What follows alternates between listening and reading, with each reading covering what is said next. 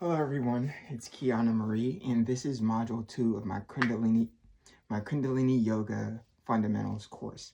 Now, in the previous module, we talked about seated positions, postures, and props. If you feel like sitting on your yoga mat or on your props while you're doing this, that's fine. But if a chair or even a bed is the only thing available to you right now, that's perfectly fine too.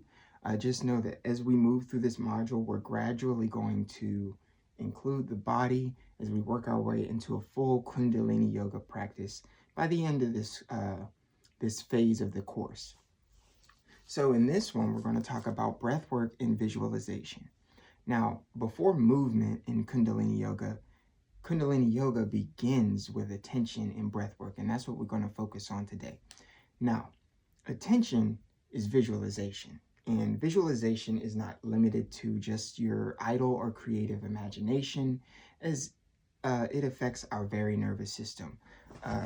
Whether we think about things throughout our day, memories, all kinds of things, all of that is played into visualization, sensation, emotion, feeling, and how we feel in our bodies. So the brain, it responds to vividly imagined experiences and scenarios in many of the same ways that our brains respond to real sensory input. As such, visualization can influence how our bodies feel and how the nervous system settles or how it activates. So just another note about this, I made it a point to bring in visualization so early because if you cannot do some of these seated positions or the more challenging and demanding movements of Kundalini Yoga, I put visualization at the forefront because it's just as valid for those with disabilities and handicaps who still want to partake in this practice. As I said previously, this practice is ancient, but it's also very accessible. And the whole point of mentioning visualization is to help onboard you in understanding that. Okay, so visualization itself is a form of meditation that can alter the psyche, and it can evoke various states of consciousness and mindsets. Visualization also practices it, like visualization practices help you develop your mind's eye in the ability for your mind to refine its senses and its connection to your senses, whether those senses are touch, sound, smell, and overall general experience. Okay, so what I want to do now is to guide you through a very short visual meditation here. And I also want to mention aphantasia. That's often brought up for those who reportedly cannot visualize things to any major degree. You might have seen a post or some type of information regarding the different levels of detail that you could visualize in Apple. Okay, so I just want to sort of point that out here. So if you have difficulty visualizing, just do your best, okay? There's not, I'm not grading you. There's no test, but I just want you to tap into this aspect of your body deliberately, okay? So what we are going to do is a quick guided meditation, and what I want you to do is picture an open field, just grass. So I want you to close your eyes, and I'd like you to picture just an open field of grass. It doesn't have to be super, detailed with roads and everything, just an open field of grass. Now imagine the sky, let's say midday or afternoon, morning, just somewhere midday. Try to picture what the sky looks like in the grass. So imagining your field of view, you have the sky and the ground. Imagine the contrast of the colors of the sky and the colors of the grass.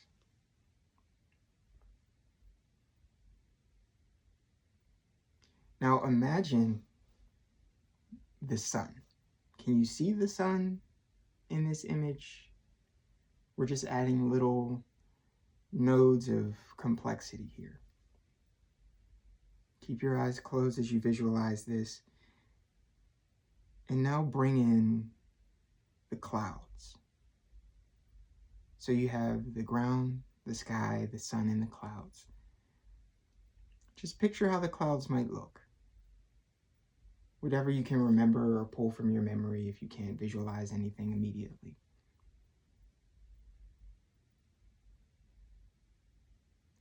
Hold that scene in your mind, and now I would like you to picture two trees, one on your left side, a little bit closer to your field of view, and one on your right side, a little bit further away, but still in your field of view. Can you picture those things? If so, can you now add a level of complexity to it? Can you feel how that day feels? Can you feel the wind if there's wind blowing? Can you feel the grass beneath your feet if you're barefoot? Do you hear nature around, or is it quiet completely? Can you smell the environment around you? I'll give you a couple of seconds to just sit with that.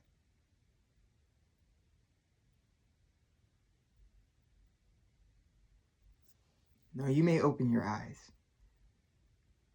So if you were able to visualize that, maybe it looks like the image you saw, I just drew an image because it was me working through my own visualization, and bonus points if it looks similar, a synchronicity, it looks similar to whatever you were visualizing. But if you can't visualize it, that's okay.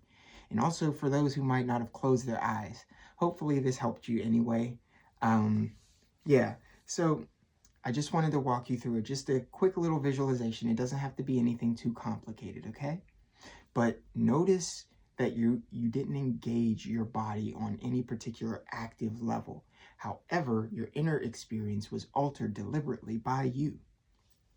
Your mind may have created a sensation, an atmosphere, or an emotion tied to this visualization.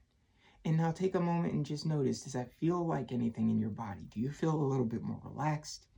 During that visualization, were you able to notice where you might have been tense in your body? It's okay if these things didn't come to your mind, but these are things that you'll gradually start to notice along the practice of Kundalini Yoga, or any form of visualization and meditation that we do. So now I want you to understand that attention is amplified with rhythm. And with rhythm in yogic practices, that is often spearheaded with breath work. So now we're moving into breath work, okay? So the breath is, now just a little bit more on the physiological side. The breath is both an automatic and a deliberate process. It's automatic in the sense that we don't always have to think about when we breathe, or our heart beating, or our cells purging and reproducing. But we can also take more deliberate actions with those through exercise, working out, etc., and breath work. Now, the thing about that automatic and deliberate function, all of that is tied to our, the automatic is tied to our autonomic nervous system. And the autonomic nervous system controls those things I mentioned, like heart rate, breath, digestion, all of these things that we don't really have to think too hard about to happen in our body.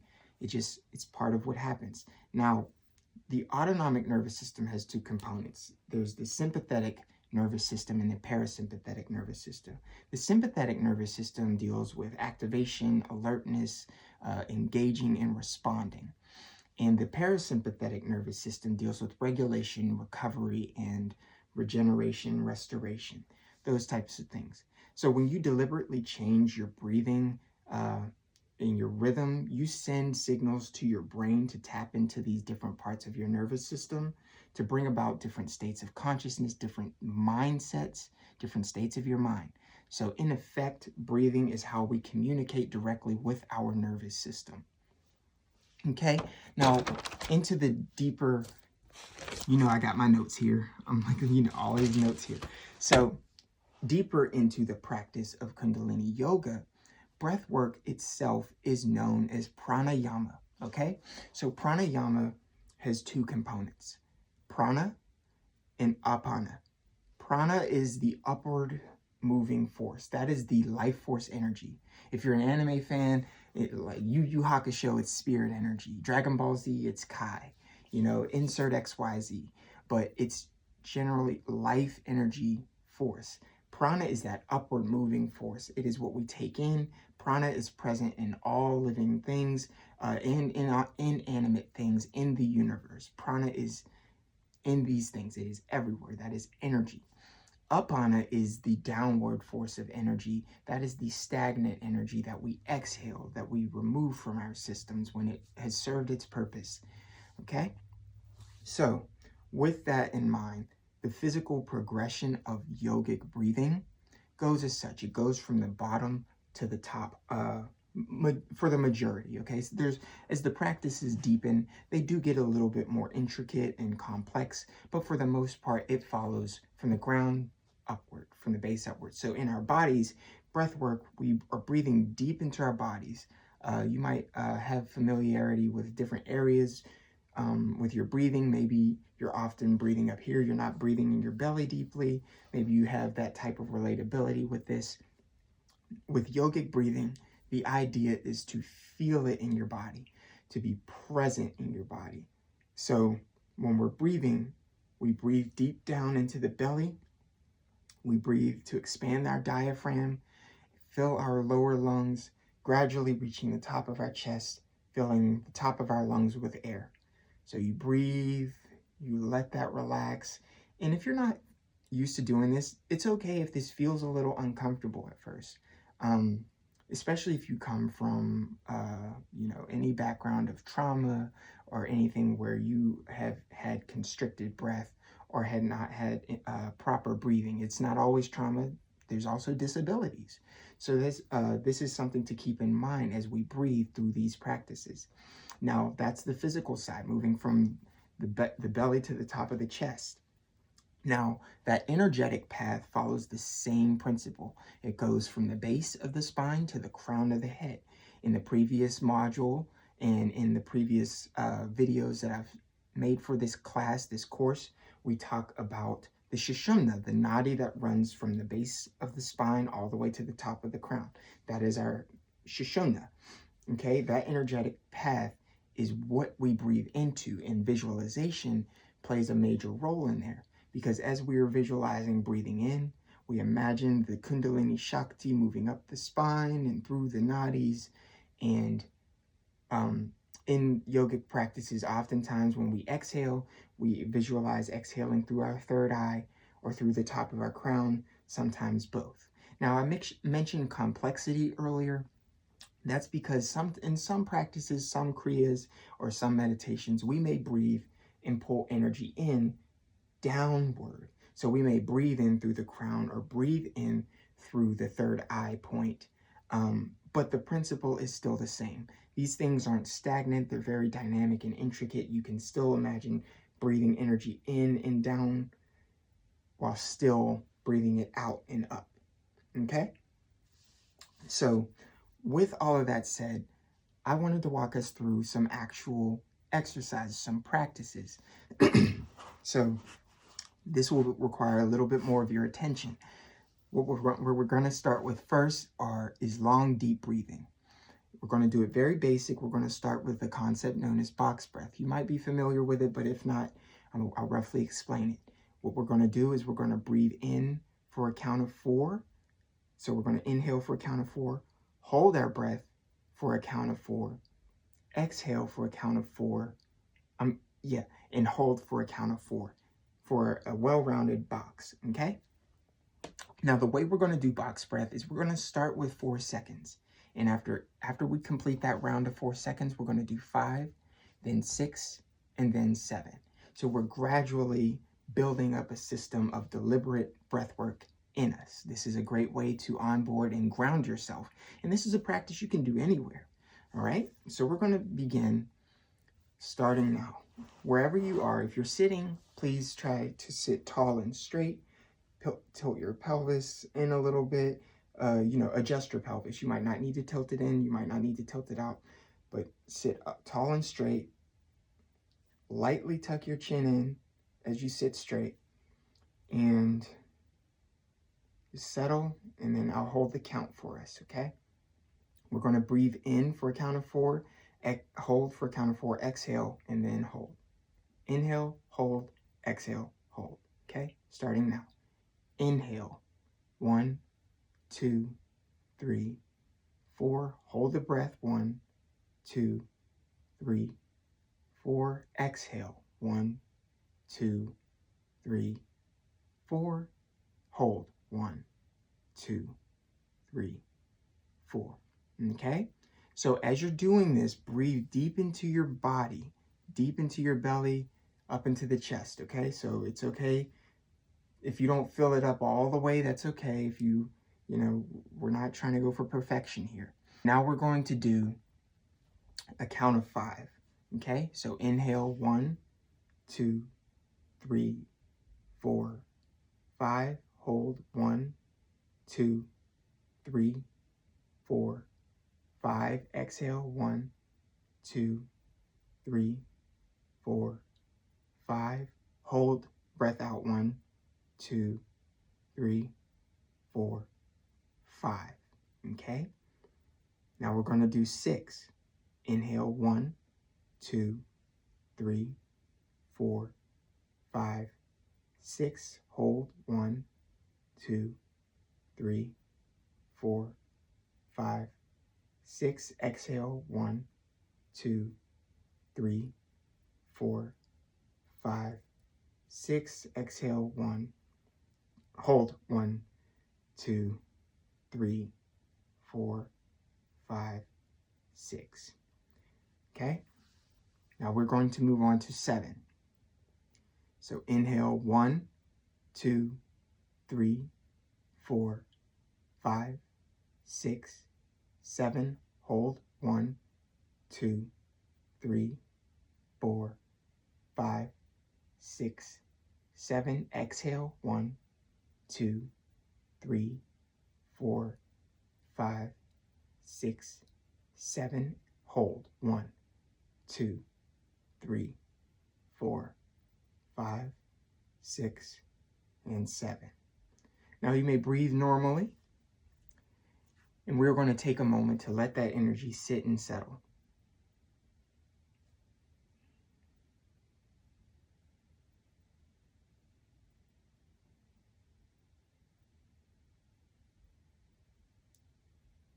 Feel any subtle changes in your body as you sit and let this integrate. It is common practice in between postures and postures and sequences in Kundalini Yoga to take a moment to let the energy settle and integrate into us. Okay? Now, we are going to do another breathwork practice. This one is called Breath of Fire. Now, this one we're only going to do for 1 minute. Breath of Fire is a very powerful breathing exercise. You might have seen it before. It's a powerful rhythmic breathing in which we forcibly push and allow, and then allow prana to enter through us as we do this practice. So it looks similar to this. You breathe, we do all of this through the nose.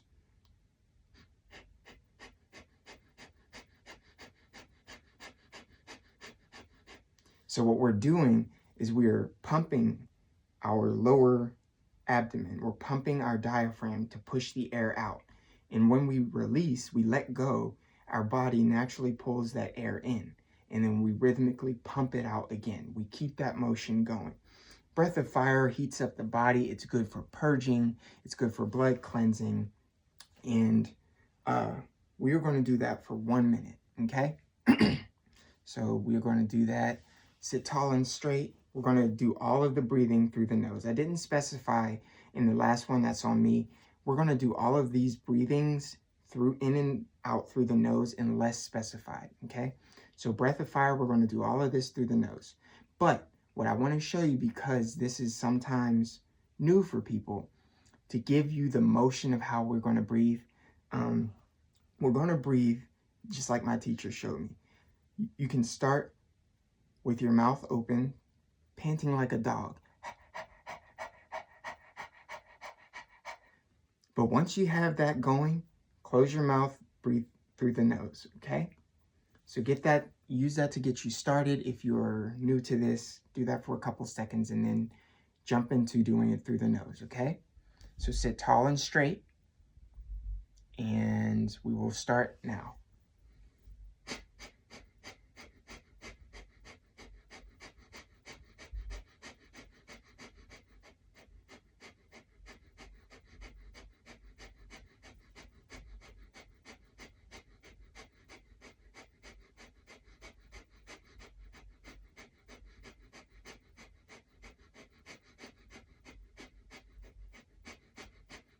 Keep going, keep going. I'm going to explain a little bit about this to you.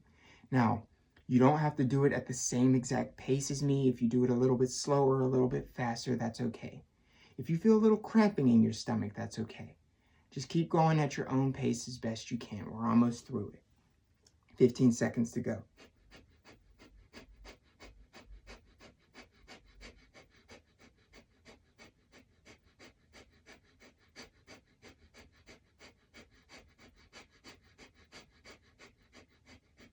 And take a deep inhale. Suspend the breath, hold it. And exhale through the nose. And relax. And let that sit inside of you.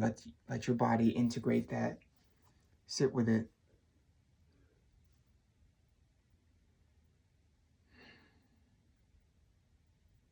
Notice any sensation you feel along your spine or in your body, in your abdomen, or even in your head.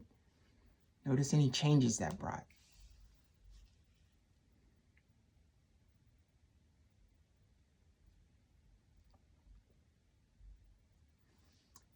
Now the next breath that we are going to do, and it's okay, you can still rest and digest as we do this, as I explain this. The next is called Sitali Breath. Okay, so Sitali Breath, in parallel to Breath of Fire, Sitali Breath is a very cooling breathing. This is very nice. I love to use this whenever I need to calm down. I use it at the end of workouts, jump roping, and all those types of things. Excuse me. So Sitali Breath, we're going to do that for 1 minute. It's a bit slower paced. And the way we're going to do this breathing is we are going to breathe in through the mouth, out through the nose. Okay? So the way we breathe in through the mouth, we will form a sort of straw or a tube-like formation with our tongue, like so. Now, some people can't do that. If you cannot do that, that's okay. Simply make an O shape with your mouth. Just like that, okay? So if you can't fold your tongue and breathe in that way, it's okay. Just use an O with your mouth, okay? Now, the idea with this is we are going to breathe in deeply into the diaphragm and up to the chest. Hold it for a moment and then exhale through the nose. And we're going to just do that for a minute, okay? So I'll show you one round real quick. Before we do it, it'll look like this.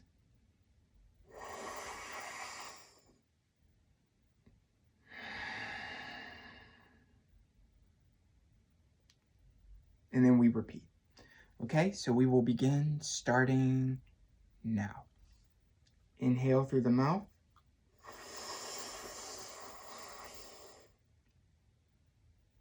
Exhale through the nose.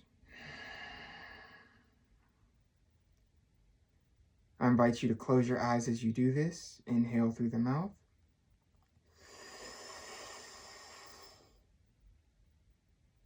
And exhale through the nose.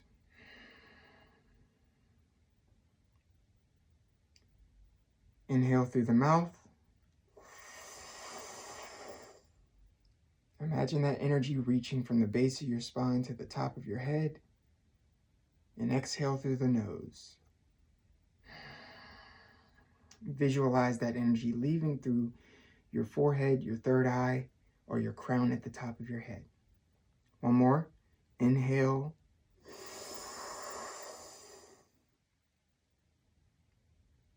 And exhale.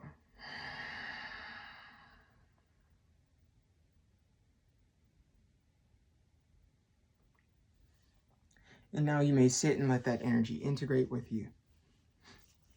So these are really quick exercises. It's standard practice in Kundalini Yoga to do the minimum amount of time required before doing the maximum. It's always encouraged to gradually work your way up instead of treating it like high-intensity interval training, unless that's your thing. But I highly recommend you do it gradually. That's a safe and nice way to do the practice of Kundalini Yoga. So again, we did long, deep breathing through box breath. I didn't say it earlier. Do all of that in and out through the nose. We did breath of fire all through the nose. We did Sitali breathing in through the mouth, out through the nose. And now we will do our final breathing practice, which is alternate nostril breathing. Now this one involves a little bit more of complexity. This involves us using our hands. Now there's two ways to do this. I learned from a young age to use my index and middle fingers on my third eye point as I do it. But often in Kundalini Yoga, you'll see people also curl those fingers in to leave these out. And the reason we're leaving these out is because we're using our thumb and our index finger, no matter whether you use your fingers extended or curled, to close off one end of our nostril in inhaling and breathing out of one end of our nostril that's open, and then alternating, closing off the other and doing an inhale and exhale through the other end of our respective nostril. So what that's going to look like is you're going to, for how I'm teaching, place your index and your middle finger on your forehead lightly. You don't have to press hard. And what you're going to do is use your right hand to clamp down on your left nostril with the ring finger. So it's going to look like this from the side, this up close. And what we are going to do is inhale through the nose and exhale through that same side.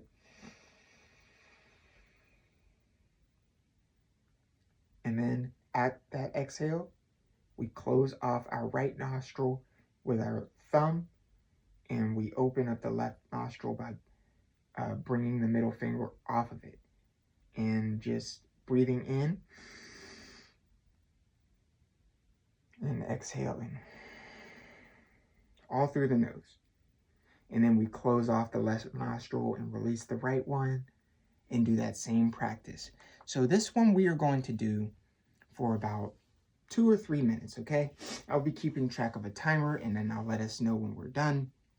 But sit up tall and straight. And again, as we inhale, imagine that energy rising up through your Shoshona, through your spine. And as you exhale, envision the Apana leaving through your third eye or your crown, okay? I just frequently mention that just to instill it in you now. All right? So now, again, I did it this way. I told you can also do it this way. That's perfectly fine. What we're going to do is close off the ring finger, close off the left nostril with the ring finger, and begin breathing in the right nostril now.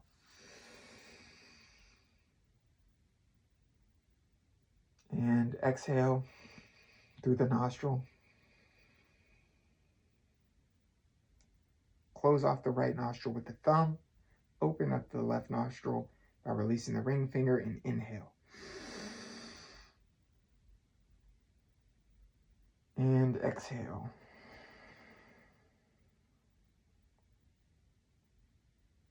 Close off the left nostril again and repeat the process. Inhale. And exhale.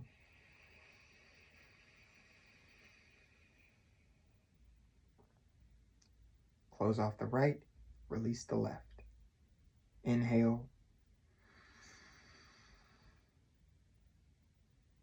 And exhale. Closing off the left, releasing and opening the right again. Anecdote, for the pinky, you can just let it dangle or curl, it's okay. Inhale through the right. And exhale through the right.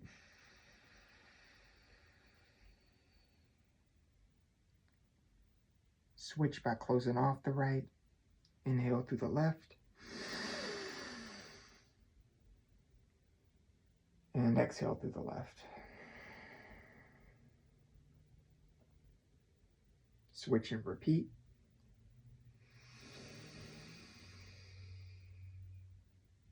And exhale.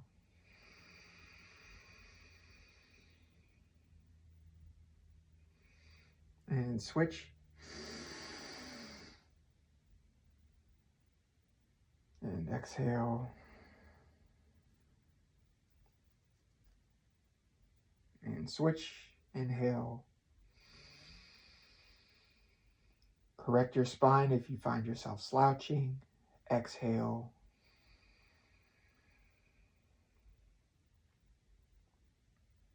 Switch.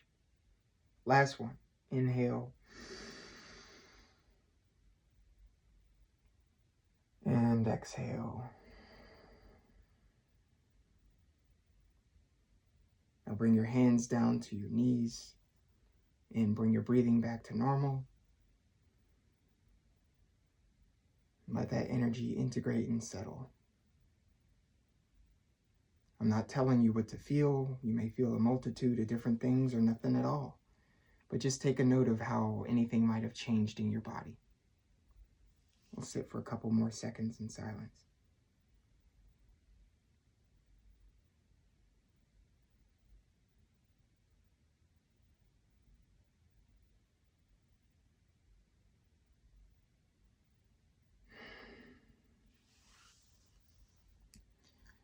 And that concludes this module. So hopefully you have a better understanding of visualization, breath work, and these practices. Please feel free to come back to these practices if you ever need something to move you through your day. I encourage you to do this anytime it crosses your mind and you have some free time. It does wonders for your body, even before we bring in the more complicated processes of Kundalini Yoga. Because before movement, there's attention and breath. I hope this helped you today, and I'll see you on the next module, the third module. And in that one, we will be moving on to mudras. And that one's going to be really fun. Or at least I think so. So again, thank you for being with me through this practice, and I'll see you on the next video. Sat Nam.